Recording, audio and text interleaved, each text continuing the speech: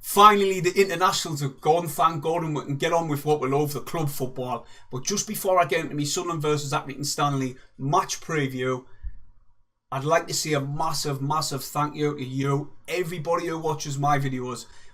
I'm going to give you a like target on this video, but just before I do you know what? We've just hit 2,500 subscribers, and that's only in a year of doing this properly. So massive thanks to everybody who pressed the red subscribe button and turned it grey. And also, if you didn't want to miss a video, there's a little bell next to the subscribe button. Just press it and allow all notifications, and you'll never miss an upload.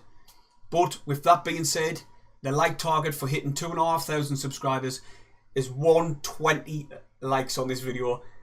It's going to be very hard, but I think everybody who watches me videos will do that and will hit 120, so cheers for that. So, what you've come here for, battle at the top, it's first v second, it's Sunderland versus Accrington Stanley at the Stadium of Light on Saturday. We're both on 12 points, but we've got a better goal difference of +4 and they've only got +1. They've lost 2 games this season to MK Dons and to Wycombe Wanderers, so we have played 1 game less. Yes, granted, you've got to win that game. So I'll quickly get on about the defeat, what we had to Burton Albion. The reason why I want to talk about this defeat is because I watched the Bolton Wanderers versus Burton Albion game, and I seen Jimmy Floyd Hasselbank's approach to that game, and it was exactly the way that he approached our game.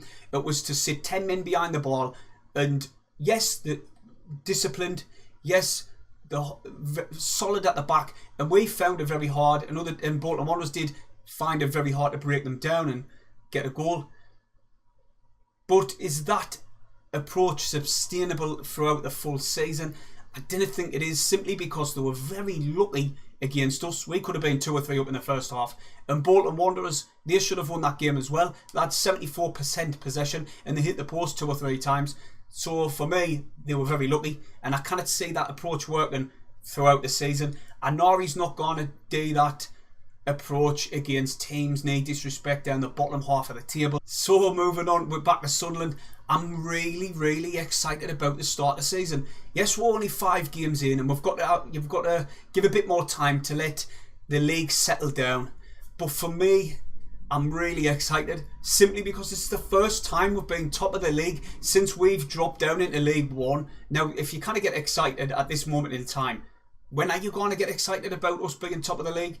So moving on to the window, I was very nervous at the beginning, and I think a lot of Sunderland supporters were. The calibre of player we were bringing in simply, and as the window went on and we were bringing in more and more players, yes, they were very young, but they were from like the Premier League, and they were from the experienced players from the Championship. And then when it come to the very end of the window, and we brought in them 2 players from Germany, we brought in Ronnie Hoffman and we brought in Dajiko, and they were both from Bayern Munich originally, but then Dajiko went Union Berlin, and then they've loaned him straight to us. And Hoffman has had the best coach gone in Manuel Neuer. So I was very happy with the window, and I've done a poll on my YouTube account, and they said a lot of them were saying extraordinarily happy, but I wouldn't go that far. But the majority of them did say very happy. The reason I wouldn't say it was extraordinary simply because we haven't brought in a recognised right back. I know Huggins can play there, but he's predominantly a left back, and we did need a striker. So for me, it wasn't the best, but it was really good, and I'm 100% happy with it. You know what I mean? I can't complain. So with that being said, my lineup is this for the Accrington Stanley game. I'm going to go on my back 4 and the goalkeeper. I want to see Hoffman. I'm going to call him Ronnie in anyway, it's for short. I want to see Ronnie in goal. I know Patterson hasn't done nothing wrong, and his distribution's been good this season. I didn't think he commands his box. We're being young. He's not the biggest goalkeeper, but he's done no wrong, so it would be harsh for us to say put Ronnie in, but I want to see what Ronnie's about. He's 6'4", and apparently he's meant to be good with his feet as well, so I would like to see him. Right back, Winchester's spot to lose. Huggins is not getting that right back spot for me. He's Winchester's done no wrong. He's been man of the match a few times at right back, and I love to see him get break forward down the pitch as well. 2 centre backs. Most improved centre-back for me, Flanagan this season by a mile. Most improved Sunderland player. And then the man Mountain Doyle. They say I didn't fall in love with a lone player. Oh, it looks like the majority of Sunderland supporters are digging that at the minute. And it's going to be heartbreaking to see him leave. I know he will, if Sunderland go up into the Championship. We can't have him for another year.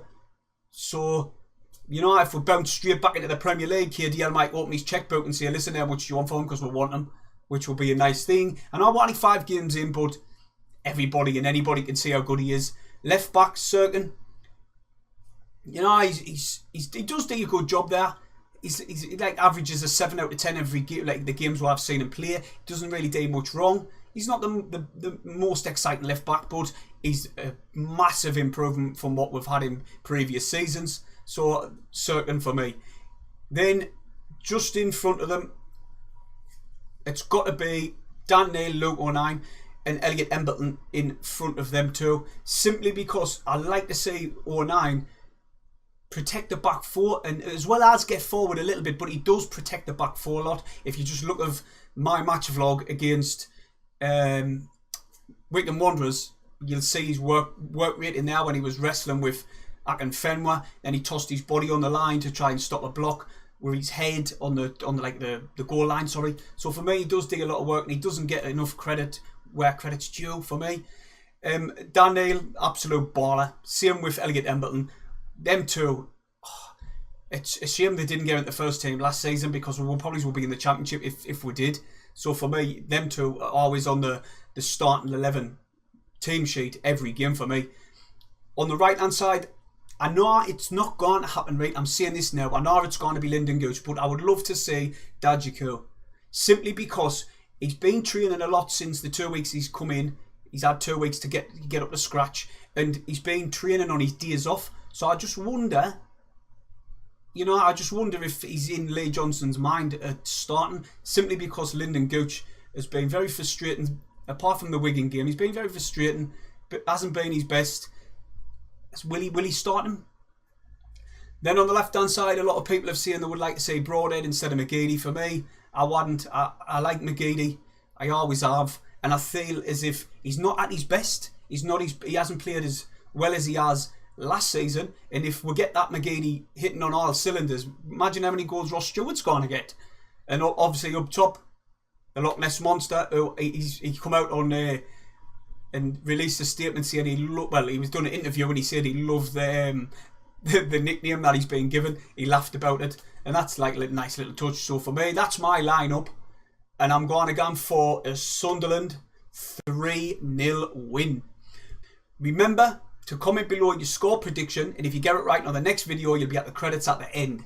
Also hit the thumbs up, it'd be much appreciated. Let's see if we can get 120, and I'll see you in my match vlog a little bit late, about 7, 8 o'clock on a Saturday. See you later.